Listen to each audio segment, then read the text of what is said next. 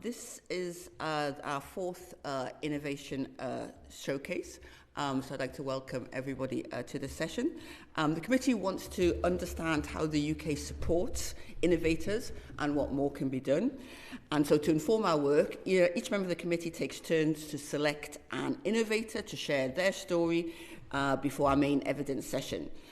Because of scheduling changes, this is the second innovator that I've had the privilege of introducing, and it concerns a subject which is close to my heart, hair and beauty.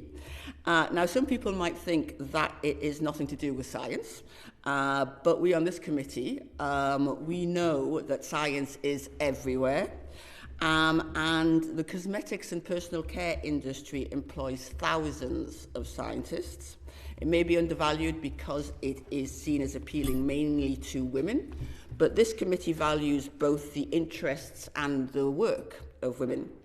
And now this particular innovator and innovation does speak to me personally. I grew up in Newcastle, which is where this innovation comes from, and finding hair and skincare products which were designed for people of colour was extremely difficult. Indeed, it was impossible in my youth. It's much easier to do so now in Newcastle and across the country, but it's not always so easy to understand the science on which they are based.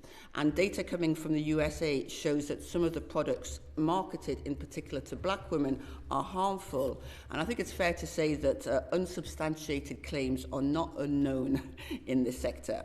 So that's where Hexis comes in. They are researching the actual science of ethnicity and hair and skin types. And so let me welcome, a big welcome to Dr. Idowu. And can you explain to the committee where the science is taking you? Thank you very much. Good morning, and thanks for the opportunity to present to this distinguished committee. Like the MP has said, I'm from Newcastle. Started Hexis Lab 13 years ago, and the focus of our research in Hexis Lab is to try to understand product formulations, to try to see how we can improve the outcomes of product formulation, particularly for different skin types. And this is the area that we've published a lot. This is the area that we've written a lot of papers and articles explaining the differences between different skin types and different hair types. The hair samples that you have with you is a really, really good indication of what we're talking about. Hair types are divided into 4 different categories, from straight blonde European hair, which is what you have on the left, to curly, tight curls hair, which is called the type 4 hair. So you have type 1, type 2, type 3, type 4. One of the things that we've understood from our research is that the structure, the physics of the hair is different in terms of the texture. The chemical composition and the distribution of the chemical composition is different. And the scalp biology, that produces the different hair types is also very, very different. And that is where we've spent a lot of time to try to understand what are the challenges that people with different hairstyle will have compared to other hairstyles. I must say the industry has been biased historically. They've spent quite a lot of time and developing products for a particular hair type, and by design, just because those are the people that were interested and were able to pay for the product. But what we're seeing is that there is a gap in the industry for women, particularly type 3, type 4 hair, in terms of finding the right product for them, I'm particularly very interested because of my daughter. She's now in her 20s. She's UK national swimmer, and now she's in the US competing at within American University. Very proud of her. One of the challenges she has growing up is finding hair care product that works for her. She spent 21 hours a week underwater, so meaning that sometimes she has to wash her hair up to 4 times a day. That presents a different kind of challenge for this hair, for the scalp. We have to think about finding solutions that will look after the hair in terms of styling, but at the same time, look after the scalp as well in terms of next generation of hair. And that is our innovation in terms of what we've developed.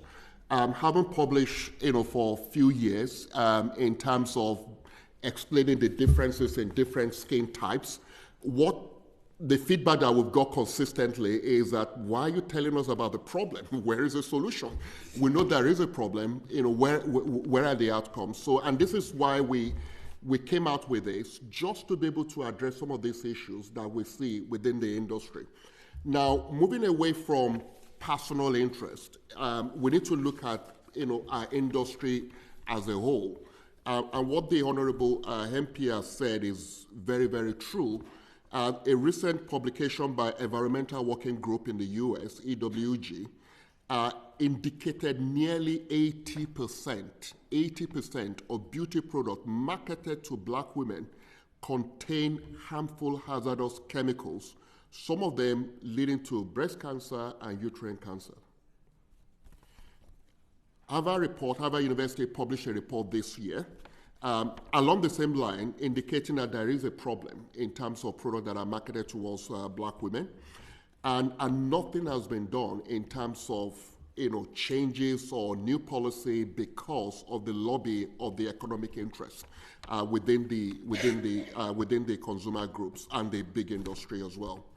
The NIH, National Institute of Health in the US, also published a paper recently that established finally the link between lay relaxers and uterine cancer, which is something that a lot of Black women do in terms of relaxing their hair. And the same goes on in the UK as well. There is a big report called The Texture Gap, published in the UK recently, that talk about the challenges type 3, type 4 hair consumers have in finding products for their hair care. And it's well known in the industry that darker skin tone, type 3, type 4 hair, people tend to spend quite a lot more money on looking for the right products that they can't find. So what I'm proposing is that the world needs reformulation. We need to rethink the way we're doing consumer products, the way we formulate consumer products. One of the advantages that we have with Hexis Lab is that we're using modern technology, we're leveraging modern technologies, the use of AI and data science to understand what are the benefits of active ingredients that we can use in personal care formulation. Using our in silico model is an award-winning platform. We're able to rapidly create prototype formulations like this that we can take into testing and also for validation. And that is my mission. That is our mission in Hexis Lab. That is what we want to achieve to help consumers find better product. I've been asked to talk about challenges that we face as an innovator. One of the biggest obstacles that we have as a business, in the UK, and also particularly as a Black founder, is lack of access to finance and access to working capitals to be able to develop ideas and a product. It is a well-known published statistics that the total amount of venture capital that goes to Black-funded businesses is 0.2% in the UK. So that is handful of businesses that are lucky to get access to finance. There is a mistrust, a mutual mistrust, between the UK finance industry and the ethnic minority businesses that contribute over 25 billion to UK economy every year. And I'm glad that the government has recognized this. And the Honorable Minister Gareth Thomas last month had a roundtable session where he spoke to us about this problem and what he's trying to do to address some of these issues. So we wait for the roadmap in terms of the decisions and the plan, to keep some of the organization and the lending organization accountable.